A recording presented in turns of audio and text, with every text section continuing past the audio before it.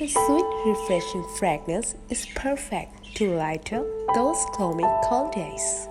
Hey guys, welcome back. Today I'm gonna share with you my super easy DIY scented candle recipe.